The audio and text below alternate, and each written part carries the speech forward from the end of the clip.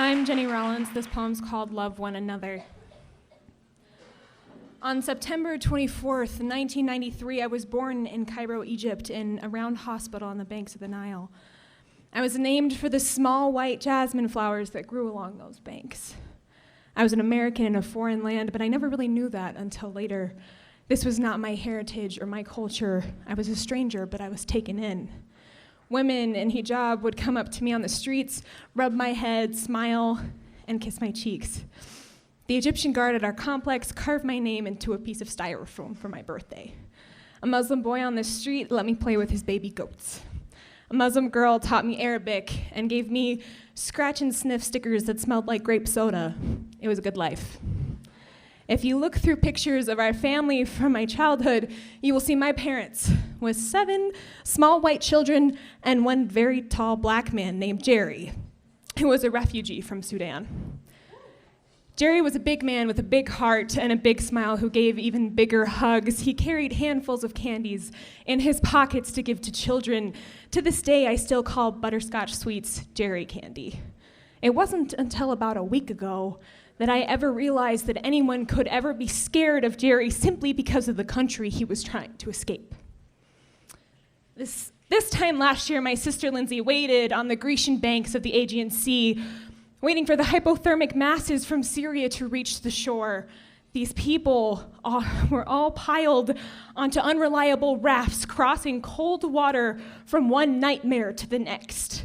They could stay and risk getting sent back to decimated towns or risk trying to cross a dangerous international border in frigid temperatures.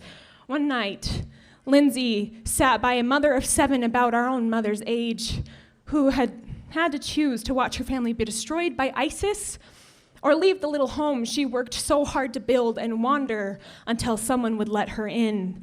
This mother stared out at the water, straining to see the rest of her family by the rays of a lighthouse, praying the flimsy raft hadn't sunk, praying that the farriers hadn't gotten annoyed and thrown her children off, demanding to see God's hand in bringing them onto the dark sandy beaches.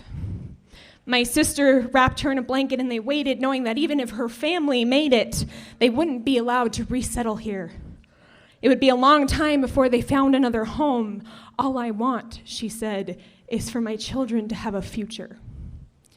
At the same time, I found myself sitting in a dark parking lot at 1 a.m. I had to decide between living with hellish emotional abuse or giving up the tiny apartment I had sacrificed so much to make my home.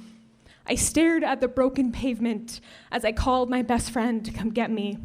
She dropped everything, drove frantically to where I was, gave me the jacket off her own back in the cold night, and tucked me into her own bed, sleeping on the floor.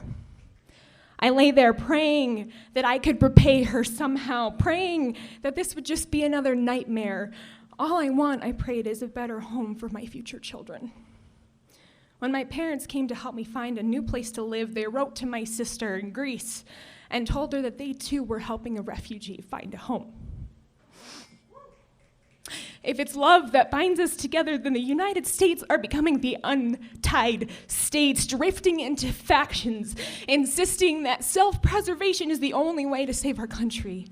New York City was the site of a terrorist attack that will never be excused and never be forgotten. But just off the shore, there's a statue of a woman that was created in France and brought to the United States. Her message is, give me your tired, your poor, your huddled masses yearning to breathe free.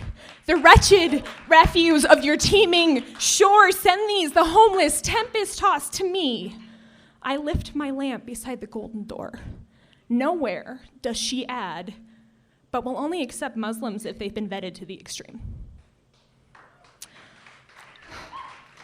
Although the man he helped could have easily been a robber, faking an injury to lure him in, the Good Samaritan never asked for an ID.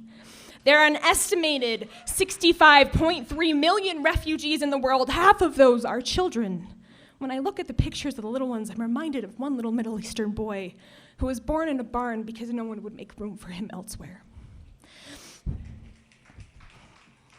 He was an innocent child forced to flee to Egypt because he had been condemned to death in his home country. Jesus Christ was a refugee. And we claim to worship him, and yet we are still despising and rejecting men, women, and children, a people of sorrows and acquainted with grief.